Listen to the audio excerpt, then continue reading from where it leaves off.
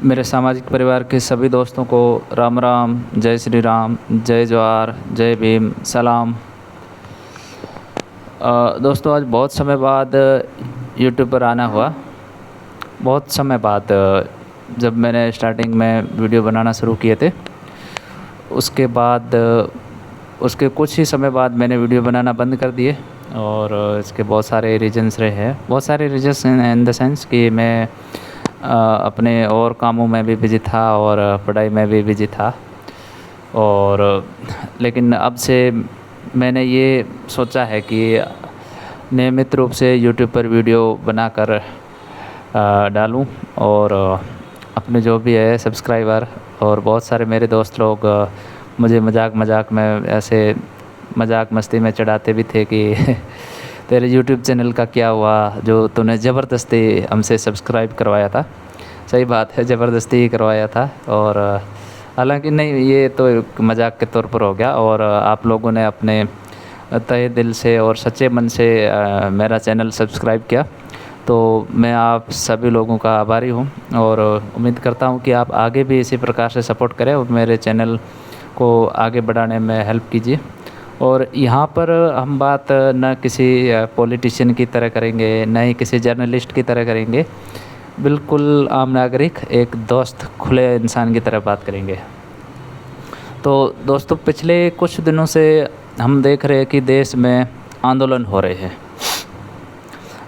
अब आंदोलन हो रहे हैं और आंदोलन कुछ जेन्युइन मांगों पर भी हो रहे हैं। और बहुत सारे लोग ने आंदोलन का सपोर्ट भी किया है। मैं यहाँ पर बात कर रहा हूँ, कॉकरोच जनता पार्टी ने जो दिल्ली के जंतर मंतर पर एक बहुत बड़ा आंदोलन किया था, और सोनम वांगचुक जी ने भूख हड़ताल पर भी बैठे थे। और उसके बाद बहुत सारे लोग इस आंदोलन से असहमत भी थे। उनकी अलग मांगें थी और उनके अलग रीजन्स थे। और हालांकि असहमति का जो मुख्य कारण जो था, वो आंदोलन की मांग को लेकर नहीं था। यहाँ पर मैं थोड़ी सी आंदोलन पर बात कर लेता हूँ। तो आंदोलन की मुख्य मांग ये थी कि नीट की परीक्षा, जो कि भारत की सर्वोच्च मेडिकल परीक्षा है, और इस परीक्षा को बाद करने के बाद जो स्टूडेंट है उनको दाखिला मिलता है देश के मेडिकल कॉलेजेस में, सरकारी मेडिकल कॉलेज में, और वहीं से डॉक्टर्स बनते हैं। और ये काफ़ी बहुत बड़ी प्रतिष्ठित परीक्षा है। और इसके लिए काफ़ी स्टूडेंट, लाखों स्टूडेंट हर साल मेहनत करते हैं और अपने कीमती समय और रिसोर्सेज वगैरह लगाते हैं। और उसके बाद कुछ समाज में ऐसे लोग बैठे हैं जिनको हालांकि वही लोग रिस्पॉन्सिबल है भ्रष्टाचार के लिए और इन सब बातों के लिए। तो अब ऐसे कुछ लालची लोगों ने इस बार भी नीट का पेपर लीक किया और पैसे देकर खरीद दिया।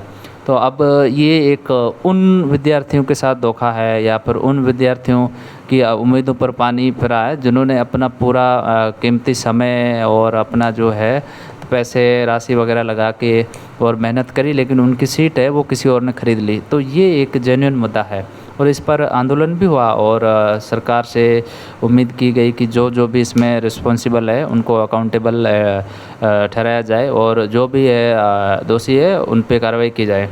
और उसके बाद छात्रों की एक और मांग भी थी और इसको लेकर आंदोलन भी हो रहा था कि जो केंद्रीय शिक्षा मंत्री धर्मेंद्र प्रधान जी है, उनको इस्तीफ़ा मांगा उन्होंने। और इसके पीछे बहुत सारे वैलिड रीजंस भी है कि ये तीसरी बार है कि उनके कार्यकाल में नीट का पेपर लीक हुआ।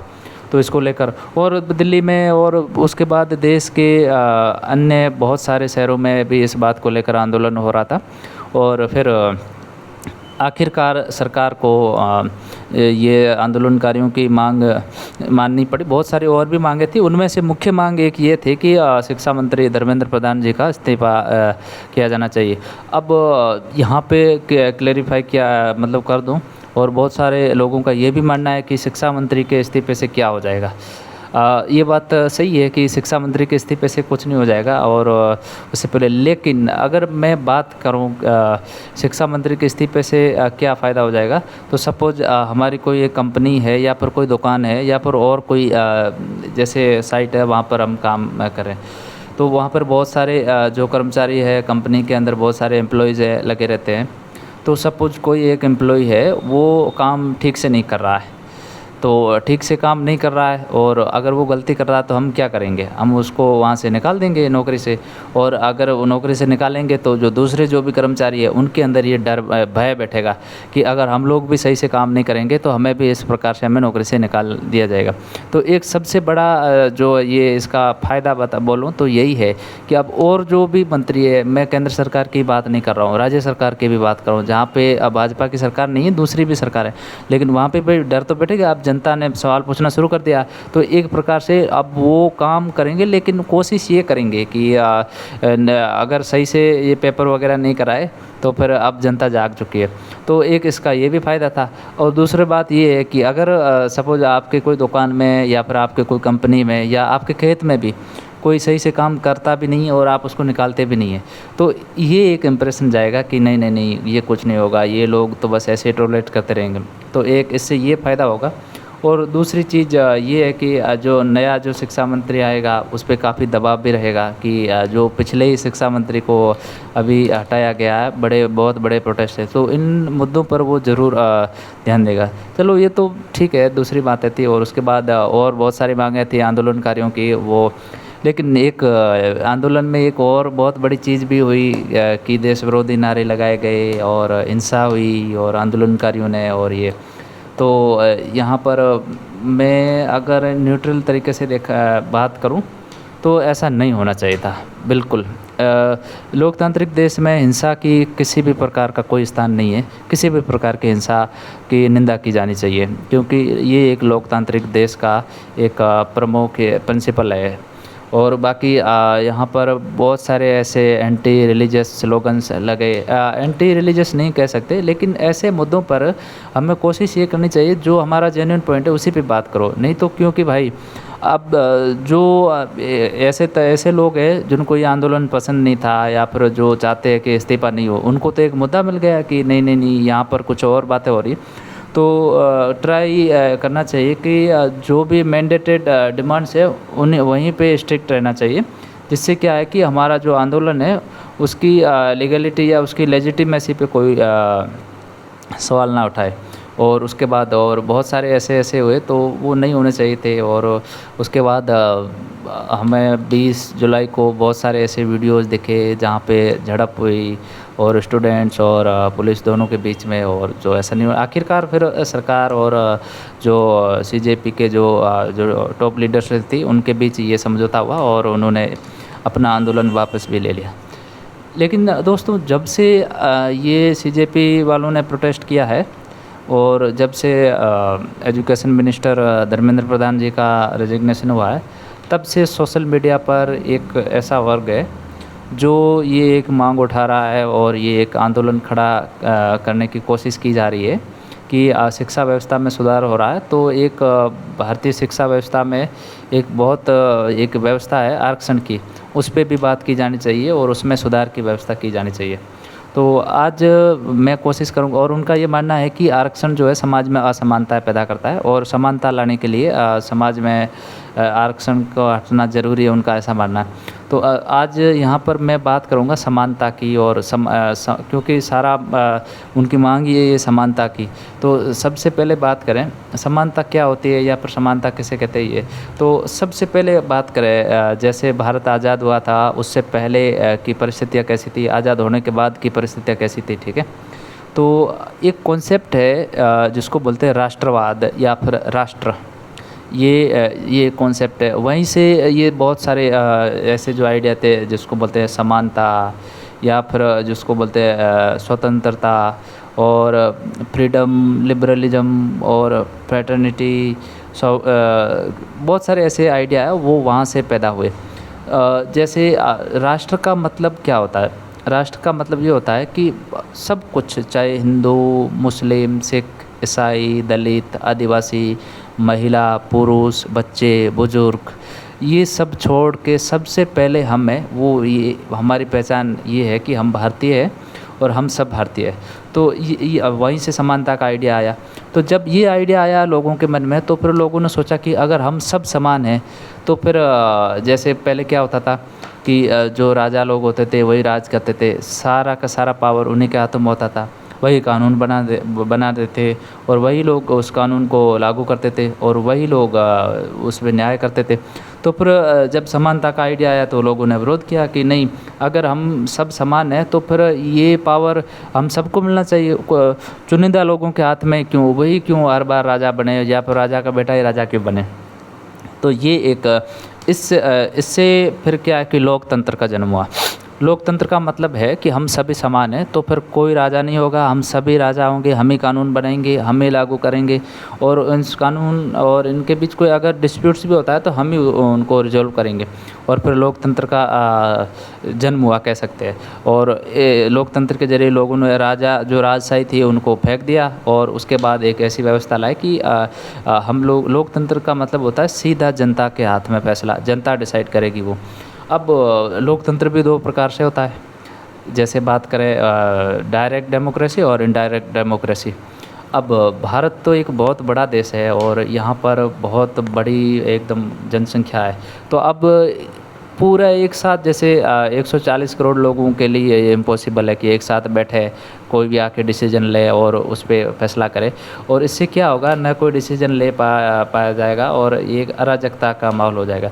तो फिर लोगों ने डिसाइड किया, ये डिसाइड किया, इसको मतलब संविधान लिखा, संविधान के ज़रिए कि हम लोग डायरेक्ट डेमोक्रेसी के जरिए इनडायरेक्ट डेमोक्रेसी की हम लोग अपना एक जो कॉन्स्टिट्यूंसी है उसमें एक प्रतिनिधित्व चुनेंगे और वही हमारी बिहाफ पे हमारी तरफ से वो फैसला लेगा।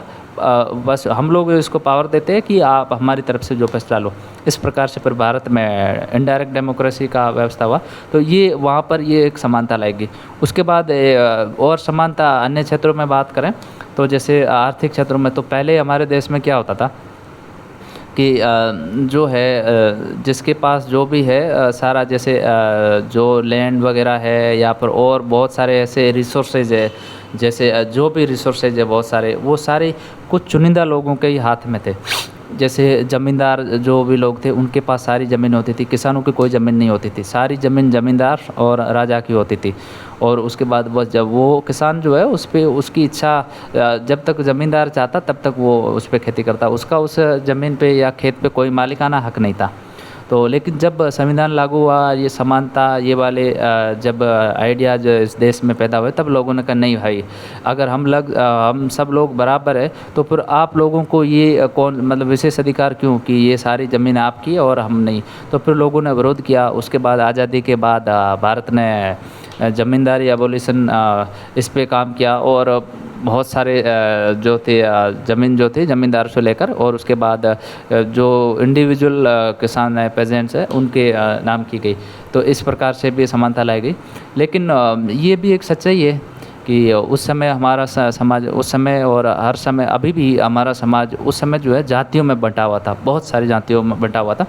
और हालांकि अगर जाति पे बात करें तो ये एक बहुत फिर लंबा वीडियो हो जाएगा। और तो उस समय समाज जातियों में बंटा हुआ था, तो फिर लोगों ने एक जातियों में भी कुछ जातियाँ बहुत डोमिनेंट थी और कुछ जातियाँ बहुत पिछड़ी हुई जातियाँ थी। तो जैसे जो डोमिनेंट जातियाँ थी उनके पास ये सारे रिसोर्सेज और जो भी पावर वगैरह था वो उनके हाथों में था। कहने का मतलब ये है कि पावर का कंसंट्रेशन था जो डोमिनेंट कास्ट थी। तो उसके बाद फिर लोगों ने बोला कि अगर हम सब समान हैं, तो फिर लोगों ने इस बात का भी विरोध किया कि नहीं, ये पावर जो भी है, जो भी रिसोर्सेज है, संसाधन है, ये देश के सभी जातियों के लोगों के पास होने चाहिए, किसी एक के हाथ में नहीं होना चाहिए, क्योंकि ये डेमोक्रेसी है। वो राजा प्रजातंत्र वो क्या बोलते हैं, राजशाही वाला सिस्टम तो वो पहले था, है नहीं। तो उसके बाद इसके लिए क्या किया गया कि एक प्रॉपर आरक्षण के रूप में एक व्यवस्था की गई। आरक्षण का मतलब भी यही था कि जो कुछ जो है ऊपरी जातियाँ या फिर अपर कास्ट है, उनके हाथ में बहुत सारे थे, तो उनसे लेके समानता लाने के लिए, ऐसा मकसद नहीं था ये सिर्फ समानता लाने के लिए। जब ये राष्ट्रवाद की भावना हुई और क्यों, तो वो वहाँ से लेकर और वो शक्तियाँ थी या फिर उनमें जो है पिछड़े जातियाँ थी या पिछड़े वर्ग के लोग थे, उनको हिस्सा दिया गया और ये एक व्यवस्था लाई गई आरक्षण के नाम पर। और उस समय ये भी कहा गया ये भी कहा गया कि इसका मकसद सिर्फ़ और सिर्फ समानता लाने के लिए। और फिर जो हमारे जो देश में जैसे लोकतांत्रिक सरकार है, सारे फैसले वही लेती है, तो उनको ये अधिकार दिया गया।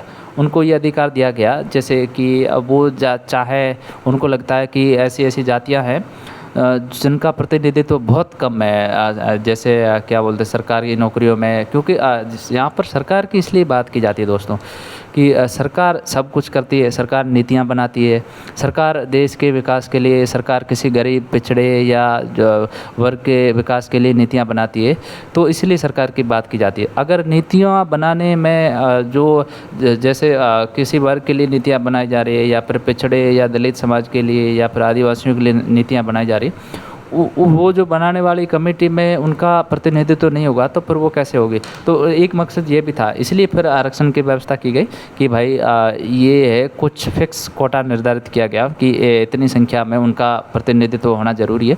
और ये भी ये कहा गया कि ये राज्य का मतलब होता है सरकार, अगर कॉमन लैंग्वेज में बोले तो सरकार, बाकी राज्य ऐसे तो बहुत इसकी बड़ी बड़ी परिभाषा है, तो ये राज्य पे छोड़ा गया।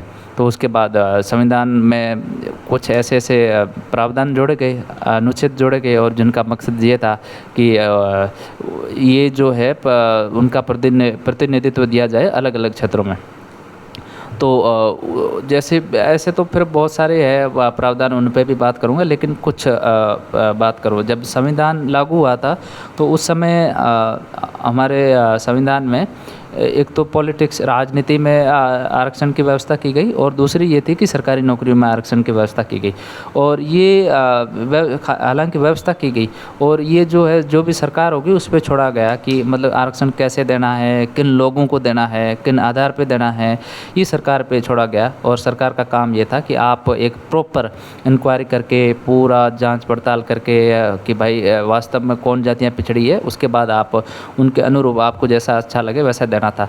तो उसके बाद संविधान में जैसे बात की जाए एजुकेशन में, तो फिर ये एक संविधान में एक प्रावधान है अनुच्छेद 340, उसके तहत राष्ट्रपति को ये एक शक्तियाँ दी जाती है कि आप एक ऐसे कमेटी का गठन करें, और उसका काम यही होगा कि जो है पिछड़े जातियाँ हैं, पिछड़े लोग हैं, जिनको वास्तव में ज़रूरत है, क्योंकि ऐसे वहाँ बैठ के ऐसे पता नहीं लगाया जा सकता वास्तव में, ऐसे मतलब फाइंड आउट करें कि किन लोगों को ज़रूरत है।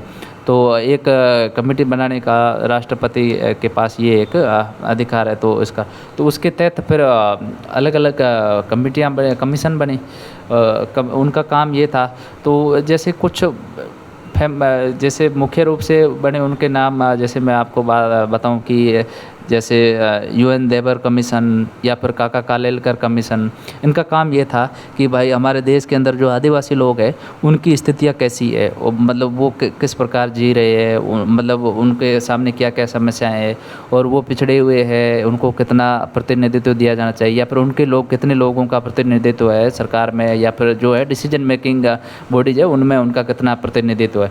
तो उसके बाद उन्होंने अलग अलग रिकमेंड किए, और इस प्रकार फिर जैसे उन कमीशन को ये लगा तो उनके अनुसार उन्होंने उनके पक्ष में आरक्षण का भी प्रावधान किया गया। परमानेंट नहीं था कह सकते। और उसके बाद अभी भी आर्टिकल 340 है, जब भी सरकार को लगे कि नहीं भाई अब जैसे क्या है कि असमानता नहीं रही है, तो ऐसा कमीशन बनाए। उस कमीशन का काम ये होगा कि एक बार प्रॉपर तरीके से एनालाइज करे कि देश के अंदर कितनी जातियों का कितना प्रतिनिधित्व है, और उनको लगता है कि नहीं भाई अब वो वाली बात नहीं रही, अब समानता है, तो उसके अनुसार फिर फैसला ले सकते हैं आरक्षण पे, ऐसा नहीं है। और उसके बाद फिर धीरे धीरे आरक्षण का क्या है कि इसका राजनीतिकरण हो गया, और फिर आगे और भी मांग, हालांकि नहीं राजनीतिकरण नहीं कह सकते, लेकिन फिर जो अन्य जो पिछड़े वर्ग थे उनके लिए भी आरक्षण की मांग उठी, और ऐसा ऐसा करके हुआ। तो जैसे ये बात आरक्षण की। और फिर अब आरक्षण को लेकर हमारे समाज में लोगों के पास जानकारी सही से, या फिर बोलें कि इतनी जानकारी नहीं है आरक्षण को, और जो भी जानकारी है वो ठीक है। लोग क्या करते हैं कि आरक्षण 3 जगह दिया हुआ, तीनों के कारण अलग है और तीनों की समय सीमा अलग है, और उनको मिक्स करके और सबका पूरा गोल मटाल करके पूरा वो बना देते हैं। तो जैसे फिर पॉलिटिक्स या फिर राजनीति में आरक्षण की बात करें तो सबसे पहले राजनीति में हमारे पास कौन-कौन से जो है क्षेत्र है या फिर कहाँ-कहाँ आरक्षण है। तो सेंट्रल गवर्नमेंट का बात की जाए तो वहाँ पर पार्लियामेंट में लोकसभा है और राज्यसभा है। और उसके बाद स्टेट लेजिस्लेटिव असेंबली जिसको विधानसभा बोलते हैं, विधानसभा में स्टेट लेजिस्लेटिव असेंबली और स्टेट लेजिस्लेटिव काउंसिल है ये। उसके बाद पंचायत एंड म्यूनसिपैलिटीज़ ये है। तो यहाँ पर अगर आरक्षण की बात करें तो राज्यसभा में जाति के आधार पर आरक्षण बिल्कुल भी नहीं है, बिल्कुल नहीं है राज्यसभा में जाति के आधार पर आरक्षण। जबकि ये है कि राष्ट्रपति जो राज्यसभा में 12 सदस्यों को नोमिनेट करता है अलग अलग क्षेत्र से, जैसे लिटरेचर, आर्ट, साइंस इन क्षेत्र से। तो राज्यसभा में जाति के आधार पर आरक्षण नहीं है, सीधे ये बात क्लियर है। उसके बाद लोकसभा में यहाँ पर SC और ST के लिए आरक्षण की व्यवस्था है। और ये आरक्षण की ऐसा नहीं है कि कोई परसेंटेज के आधार पर। हम सुनते हैं कि सरकारी नौकरियों में कि जो है ST है उनको 7.5 और SC है उनको 12% और OBC को 27%। नहीं, ऐसा नहीं है। वहाँ पर संविधान में ये लिखा हुआ है कि जो SC ST है उनकी जनसंख्या के अनुपात के आधार पर, बस इतना ही है। और ये पावर दिया हुआ है स्टेट को कि भाई कितना आरक्षण देना है, ये नहीं, उससे ज़्यादा कुछ नहीं लिखा है, ना कोई प्रतिशत लिखा हुआ है, ये कुछ नहीं।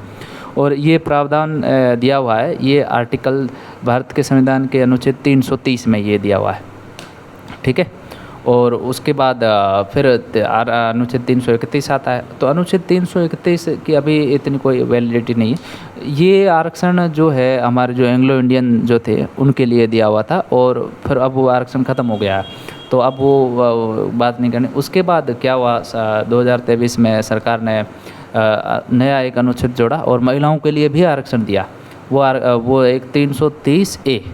इसमें ये है कि जो हमारे देश की महिलाएं हैं उनको लोकसभा में, राज्यसभा में नहीं, सिर्फ लोकसभा में 1/3 जो टोटल सीट्स होगी वो महिलाओं के लिए रिजर्व की जाएगी। ये 2023 में महिलाओं के लिए आरक्षण की व्यवस्था की गई।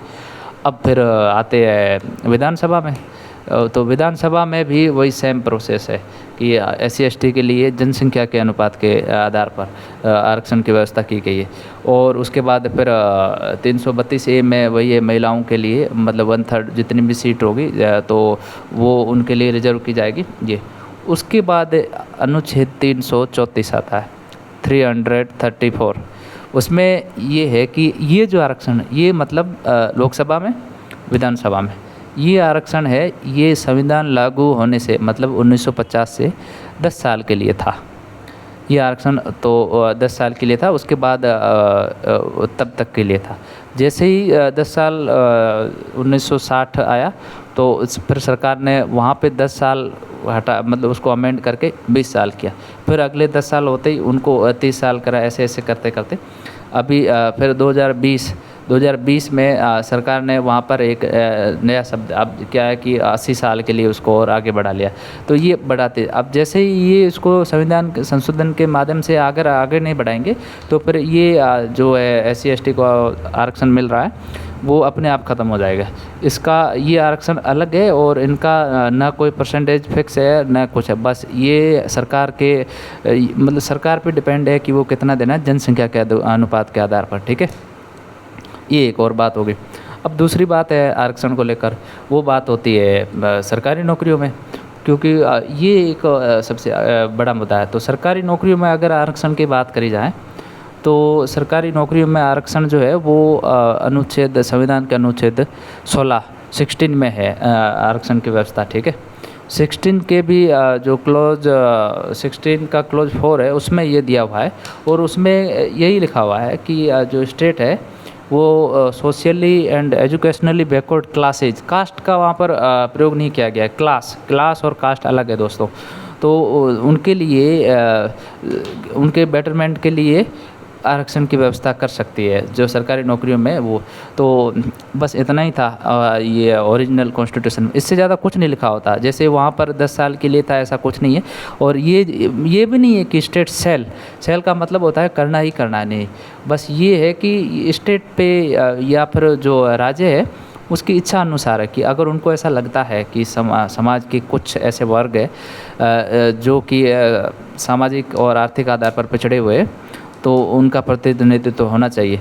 तो फिर उनको ये बाकी 10 साल के लिए ये नहीं। और उसी प्रकार जो शिक्षण संस्थानों में आरक्षण की व्यवस्था है, हमारा जो ओरिजिनल कॉन्स्टिट्यूशन था वहाँ पर शिक्षण संस्थानों में आरक्षण की कोई व्यवस्था नहीं थी।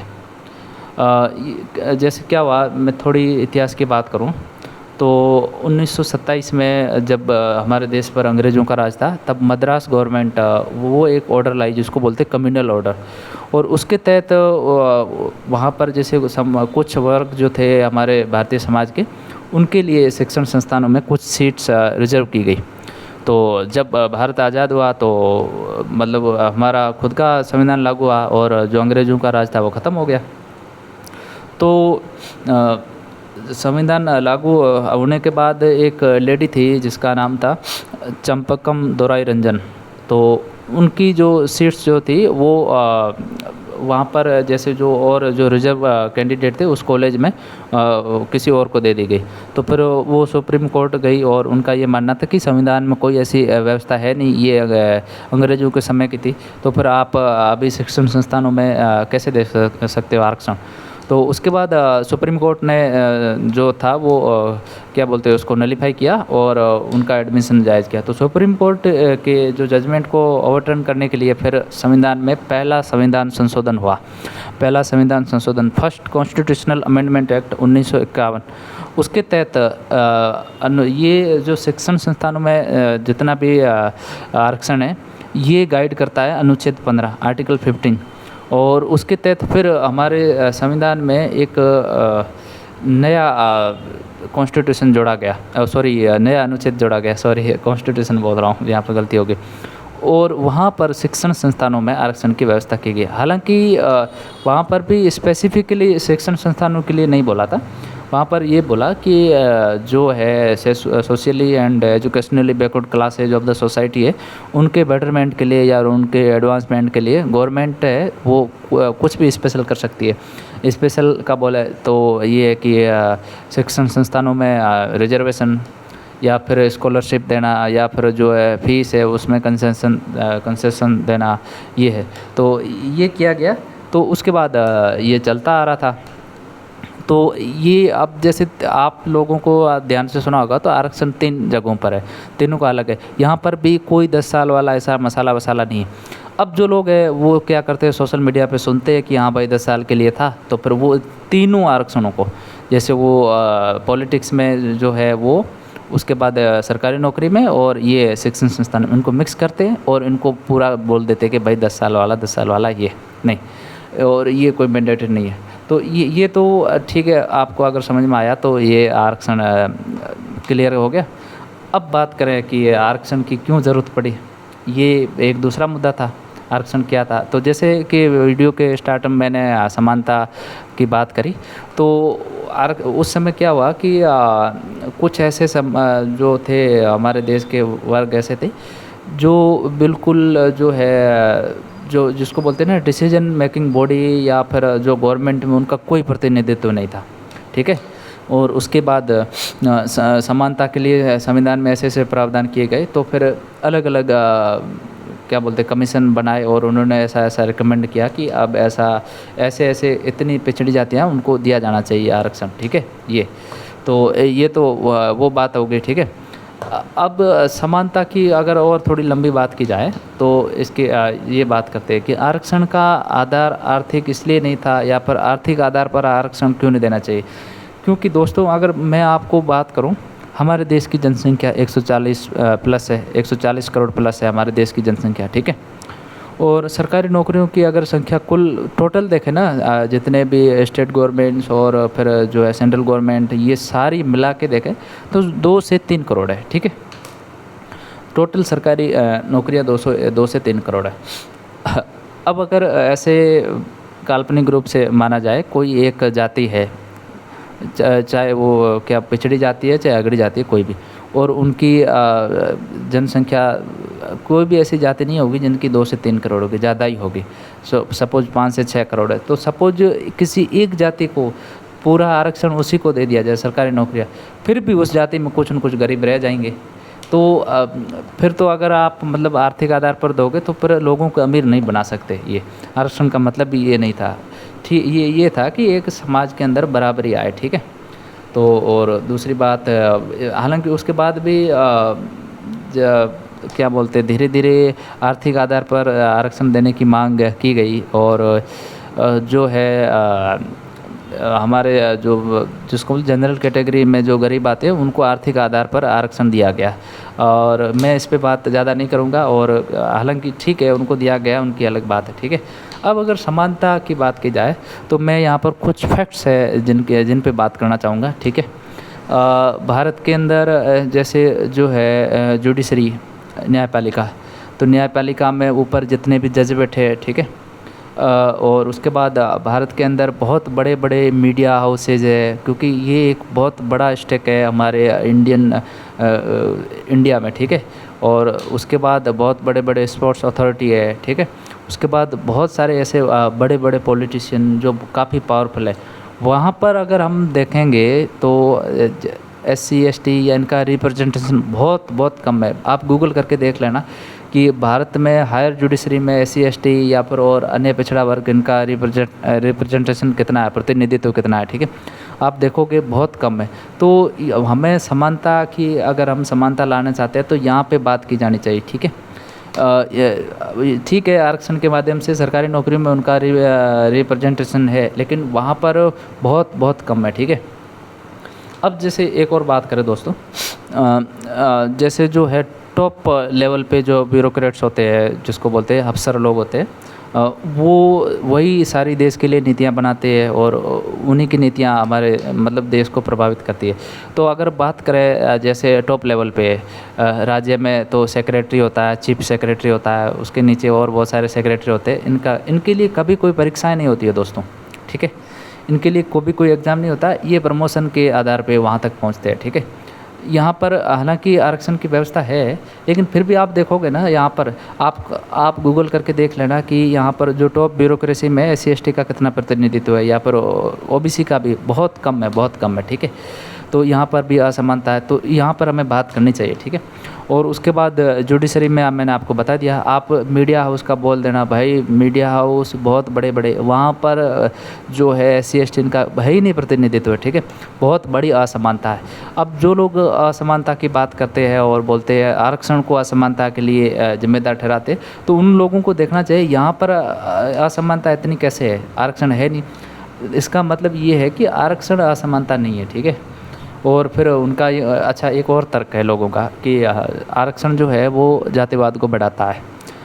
तो मैं यहाँ पर एक बात करना चाहूँगा कि आरक्षण की वजह से जातियाँ नहीं है, ठीक है। मैं इसको थोड़ा एक्सप्लेन भी करता हूँ कि कैसे नहीं है।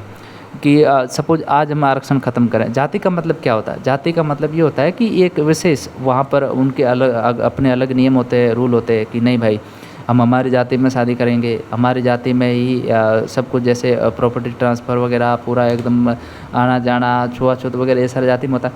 ये आरक्षण ख़त्म हो जाएगा तो फिर ये कैसे ख़त्म होगी? नहीं, इसके लिए तो हमें और जागरूकता फैलानी होगी, ठीक है। जबकि अगर आरक्षण भी ख़त्म कर जाएंगे और ये इतनी असमानता बनी रहेगी तो फिर तो जो पिछड़े हैं वो तो और पिछड़े हो जाएंगे। नहीं, आरक्षण सीधा सीधा बोला कि आरक्षण ख़त्म करो, ये ठीक नहीं है। हाँ, ये ज़रूर है और इसके लिए अलग अलग सुप्रीम कोर्ट्स के जजमेंट भी है। और अब एक काम करें कि एक ऐसा प्रॉपर कमीशन बनाएं, और फिर एक और काम करें कि हमारे पास कोई स्पेसिफिक कास्ट को लेकर कोई डाटा नहीं है, ठीक है।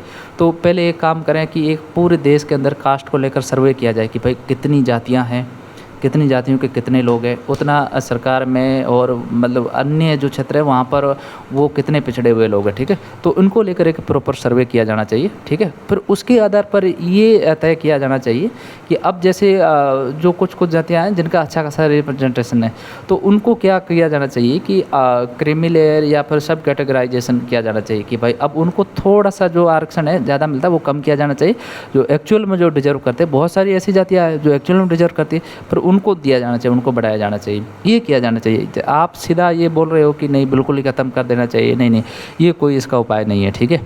और तो एक बात ये रही, और दूसरी बात हमें बात करनी चाहिए अन्य क्षेत्र में जो इतनी मैसिव इनक्वालिटी कैसे है, ठीक है, उस मुद्दे पर भी बात की जानी चाहिए, जैसे मैंने आपको बताया। और दोस्तों आप गूगल कर लेना, ठीक है, आप पाओगे कि जैसे हम तो कहते हैं कि हमारे भारत में समानता है, ठीक है, और हमारे भारत में हम लोग सभी समान हैं। तो अगर सभी समान हैं तो हमारे देश के अंदर आपको पता है जो देश के संसाधन है, देश की जो धन संपदा है, देश के बहुत सारे, ये इसका टोटल 40% जो है वो देश के टॉप 1% लोगों के पास है, बस उन्हीं के हाथों में है। तो ये असमानता नहीं है क्या? अगर हम समानता की बात करते तो इस पे ख़त्म की जानी चाहिए, नहीं नहीं। तो ये ऐसे मुद्दे हैं जिन पे बात की जानी चाहिए, मुझे ऐसा लगता है लोगों को। और ये बाकी ठीक है, अगर आरक्षण के बारे में लोगों को थोड़ा अभी कैंपेन चल रहा है तो उनको उन कैंपेन के साथ साथ ये जो असमानता है उस पर बात की जानी चाहिए, ठीक है, जातिवाद पे बात की जानी चाहिए, जो जातिगत भेदभाव होता है उन पे बात की जानी चाहिए, ठीक है, ठीक है। बाकी अगर लगता है लोगों को कि नहीं ऐसे व्यवस्था नहीं है तो एक प्रॉपर सर्वे कराओ, जातिगत जनगणना, एक कमीशन बनाओ, उसके बाद एक प्रॉपर डाटा होना चाहिए, और उसके बाद आप उसको हटाओ, कोई दिक्कत नहीं है, ठीक है।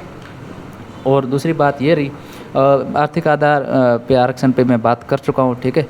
और EWS जो है आरक्षण है, इसको बोलते हैं इकोनॉमिकली वीकर सेक्शन, ठीक है, जो अमंग द जनरल कैटेगरी, मतलब ये है कि जो जनरल सामान्य वर्ग के लोगों में से जो पिछड़े हुए लोग हैं, ठीक है, ठीक है, आप उनको आरक्षण दिया है, ठीक है, अच्छी बात है, लेकिन उसका भी एक प्रॉपर एनालाइज किया जाना चाहिए, ठीक है, कि एक कमीशन बनाने के बाद अगर करते तो अच्छा रहता। लेकिन ये मैं क्योंकि खुद एक आरक्षण का पक्ष में मेरे विचार है और मेरा विचार भी इसी पक्ष, तो फिर मैं इस पे ज़्यादा नहीं बोलूँगा, ये एक अच्छी व्यवस्था है, एटलीस्ट जो बेचारे पुअर है उनको थोड़ा रिप्रेजेंटेशन मिला है। तो अब लेकिन ये है जो भी टॉप जो है किसी भी सेक्टर में जो टॉप है वहाँ पर सारा मतलब वे वहाँ पर दलित, पिछड़े वर्ग और आदिवासी, इनका रिप्रेजेंटेशन बहुत कम है। ये मैं बात नहीं कर रहा हूँ, ये आप गूगल कर लेना, ठीक है, और जो लोग ध्यान देते हैं वो एग्री भी करेंगे, ठीक है। तो ये असमानता दूर की जानी चाहिए, ठीक है, तो इस पे बात होनी चाहिए। और बाकी आरक्षण वगैरह मुझे ऐसा लगता है पर्सनली कि अभी राइट टाइम नहीं है इसको किया जाना चाहिए, ठीक है। और इसीलिए बाकी हमारे, अच्छा एक और बात है, हमारे पास तो अभी कोई जातिगत जनगणना या कोई कास्ट रिलेटेड कोई प्रॉपर डाटा ही नहीं है हमारे पास। भारत में लास्ट कास्ट सेंसस जो हुई थी वो 1931 में हुई थी, अंग्रेज़ों ने करवाई थी, ठीक है। उसके बाद अब हम जो भी कास्ट से रिलेटेड को भी फैसला लेते हैं, आज अगर बोला है कि नहीं भाई आरक्षण, वो तब का डाटा है, अभी कोई एग्जैक्ट डाटा ही नहीं है। जो जनगणना जो होती है जैसे हर 10 साल बाद होती है, उस जनगणना में कास्ट रिलेटेड इतना ज़्यादा डाटा नहीं होता, ठीक है, वो SC ST OBC इनसे रिलेटेड रखते हैं, ठीक है। अब SC ST OBC में बहुत सारे लोग आते हैं और उनकी क्या दिक्कत है क्या नहीं है वो यहाँ पर नहीं है, तो एक प्रॉपर एनालाइज किया जाना चाहिए, ठीक है।